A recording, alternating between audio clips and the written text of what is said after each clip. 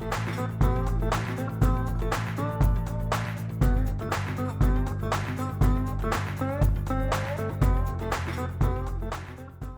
I'm author Janelle Molony, and I'm here today with James, and we are at Epic Books, and we're talking about some new research having to do with the family of John Brown, as in John Brown's body lies moldering in the grave. And what do you know about John Brown already? I know that he led an attempted uprising of slaves.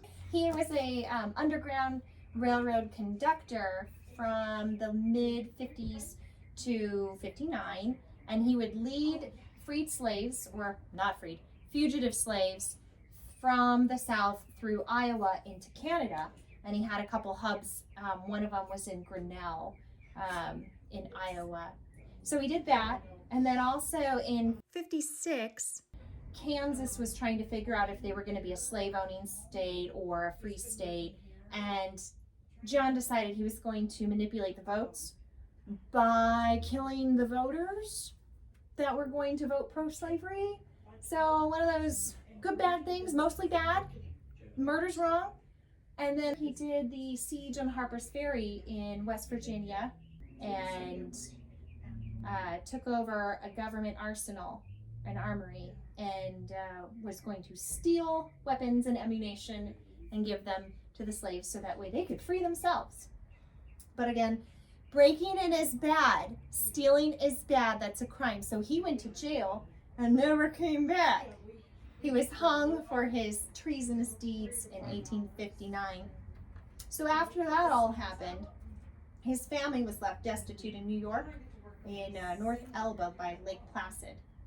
And he had his widow, Mary, 3 daughters, and 1 son surviving. And that son refused to participate in the siege. And he had to provide for everyone. And that was tough because of the reputation. The family was being persecuted and oppressed and such. And so he could barely get a job or keep a job. And even when the war came, it was actually kind of good for him because he joined a regiment in New York and they traveled a little bit.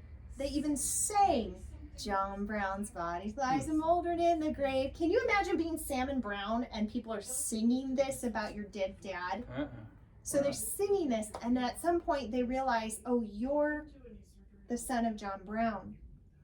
And then they kick him out.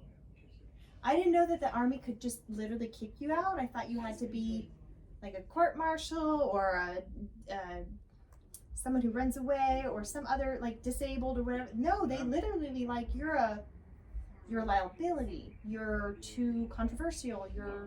They kicked him out. So now he's got no job. What's he gonna do? He's got a wife, 2 kids, his mom, and 3 sisters to support. So he moves west. So in that process, he ends up meeting the Pella Company in between Nebraska and Wyoming. And the Pella Company involves Nicholas Earp. He's the wagon master, the captain. And of course, my 3rd great grandparents, Dr. James and Sarah Rousseau, are in that wagon train too. So that's pretty incredible. What you got there? This is evidence for the 1864 John Brown family camp corral sketch. Yeah. So that's a whole big project. So I'll turn to the page. There is, in Sarah Rousseau's diary, on the back cover, a camp sketch, so it's that one, and these 2 sandwiched together. And in the book, I show them together in both variations, flipped upside down and whatnot. And this camp corral is in this bluff area. There's obviously at the trail, there's some kind of tree line or something, and there's some text at the top. And there are 12 wagons drawn in this circle, which I thought was really weird because the Pella Company only had 9. So there's 3 extra wagons. And it took a while, but using Sarah Rousseau's diary, using Martha Rowe's diary from Grinnell, Iowa, where she would have been a sympathizer of the Brown's plight. And using some other data, I was able to pinpoint that the Browns are the ones with these 3 wagons camped with the Pella Company for, well, in this image, this is July 9 to 10, but they actually stay together for at least 3 days. However, Sarah says that they've been in company with each other previously, and they're friends.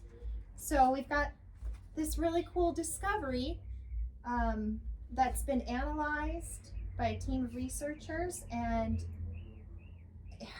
it's proven it's them. It's John Brown's family right there on the trail. Wow. In the research, man, I blew this up.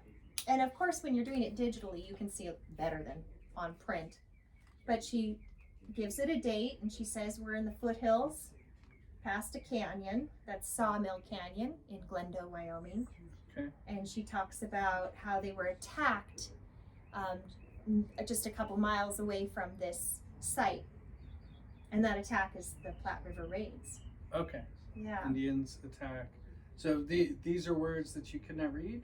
Words I can't read. So I counted the marks. So the first word is camp, by, foothills up past the can't read it, canyon. And that's how she spells it in her diary. So I know it's definitely her writing canyon, or it's Kenyin. What do you call it? Conventional spelling. Sure. Yeah. Sure. Wow, interesting. So besides me looking at that, I had someone who has held the diary and photographed it and done up to 40 years of research into the contents of the diary. And he verified absolutely that sketch is hers. It is to be trusted. It's reliable. And he's done some fact checking with whatever Sarah's written in her diary. And he says there's nothing that comes back that's factually inaccurate. If you compare it to other source documents around the same time, they all corroborate each other. So you're going to have a copy of that here. So if anyone's looking for that, that's part of your research, or maybe it's a school project you're working on, or maybe it's for a new book about the Wild West or the Civil War, James is your guy. He's going to have the copy of the evidence available for you. And as I mentioned, it's only going to historical organizations, libraries, and archives right now. So if you don't work for one, or you're not willing to go to the library and just look, and you really, really, really want a copy for yourself, you're gonna have to get it from James. Very good. So we've got your copy here at Epic Books in Gilbert, Arizona.